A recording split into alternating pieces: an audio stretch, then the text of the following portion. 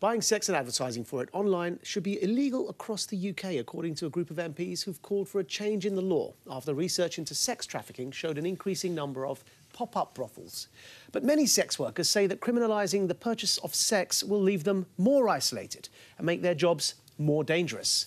The number of women who are trafficked in the sex industry is said to be only about 6%. Now, let me be clear. That's 6% too many. But lower than this political storm would suggest. It's simply not true that most sex workers are dependent on traffickers. It's thought the pop-up brothels are emerging because police keep raiding and closing regular premises. Sex workers are being forced to move on. Banning a behaviour for which there will always be demand only serves to send it underground, which is precisely what empowers traffickers.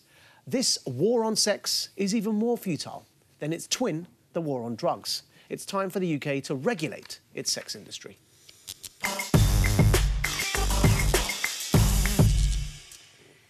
You see, I don't buy the idea that regulating it will mitigate the harm that comes with it. I think it's a cruel lie to say to prostitutes that regulating it will keep you safe. Nothing will ever keep prostitutes safe because prostitution by its nature is violent.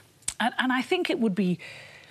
How can any civilised society, any society that calls itself civilised, want to regulate a profession that is all about violence against women? You know, this is not to challenge it. If you have, by the way, I agree with Maajid.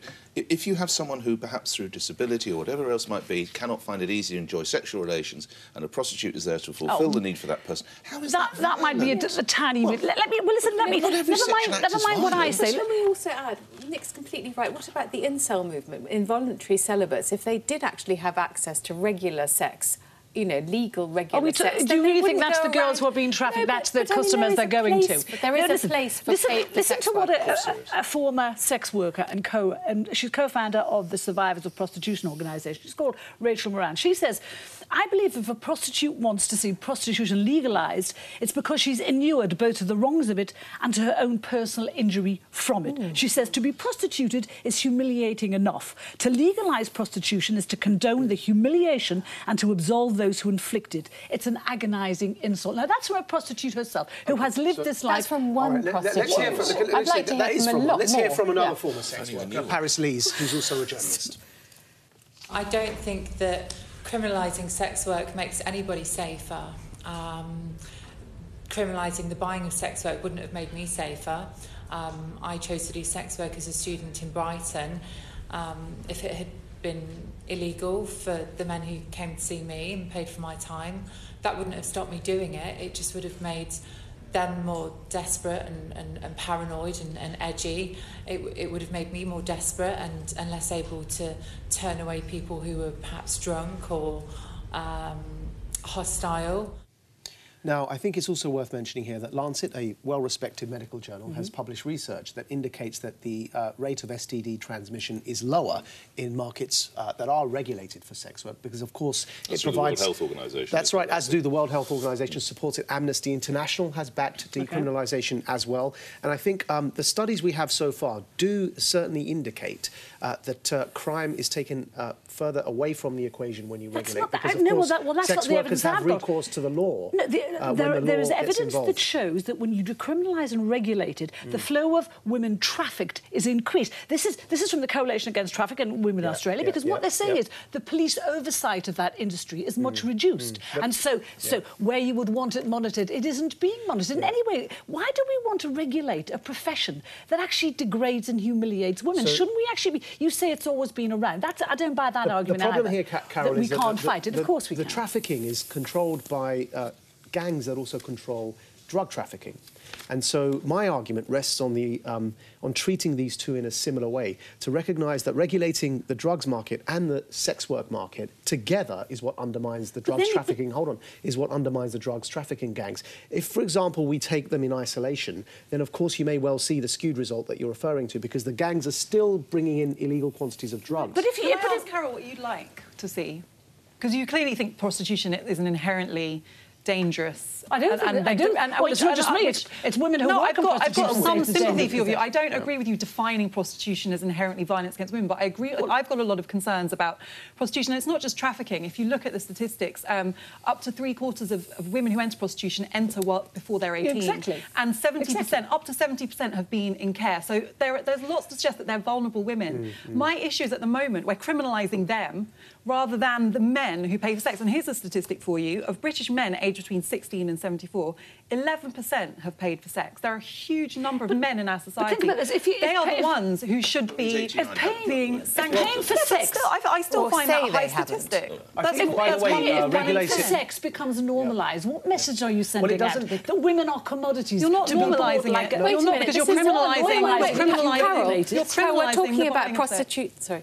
But it's not just women who are prostitutes. There are also male prostitutes. It's not just violence against women. Well, it's violence against men too, and we've seen it. You know, we know this happens, and we know that men abuse women who they use as they don't respect them. Can we stop calling everything we disagree with violence? It's not violence to offend somebody. It's not violence to enter into a consensual. Hold on, please, hold on. It's not violence to enter into a consensual relationship, so long as we know it's consensual, which is what the purpose of regulation would be for. The children you mentioned that enter into sex work, the best way to stop that is regulation. I agree. Just like with drug addiction. This is not... I think we've got to be very careful and nuanced in the way we approach these subjects. Calling for regulation is not endorsing something. It's calling for the thing you're to normalising it. No, it's also not normalising No, you're regulating it. Regulation and legalisation and decriminalisation are specific terms. Tell me something. You mentioned with consensual sex work. Yeah, How do you think a prostitute is going... Say if a man batters the hell out of her, how is she going to be able to prove to the police or to a court that she didn't consent to that? How is she going to prove that? That's because it's a criminal offence. Consent is not a defence to rape, Carol.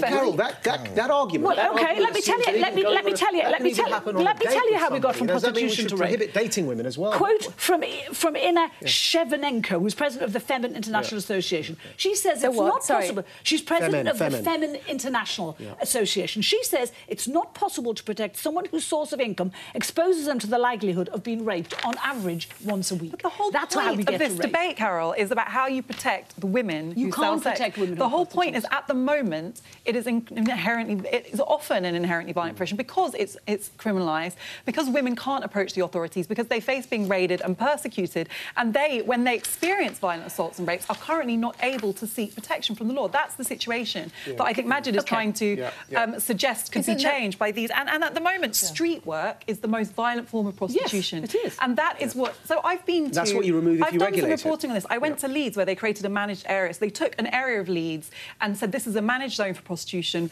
Prostitutes within this area will be safe. There will be health workers who will come in. There will be police they can build a relationship with, knowing they won't be persecuted. And this is something that's been tried in other countries. And how did it work in Leeds?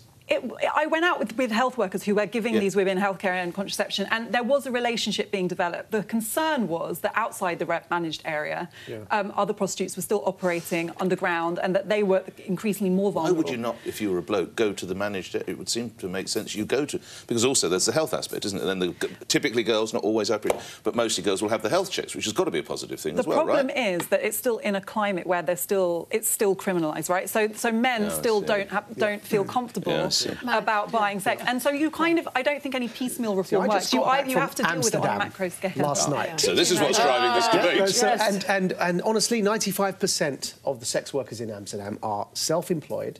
And they regulated the industry in 2000. I think one of the ways to do so is to allow for premises upon which sex work can operate from, while not allowing it to curb crawl, not allowing it to be on the streets in that way, to solicit on the streets. And that's the difference between what I saw happen in Amsterdam and what I saw happen in Geneva. In Geneva, it's literally you're walking down the road and people are soliciting you. There's a way to do it where it's in safe, regulated premises that will be subjected to regular inspection, where there will be unions protecting the rights of sex workers, as there are currently in the Netherlands. In the same way, legalising drugs will not stop the traffickers of drugs, it will not stop traffickers of women. It's time to move on.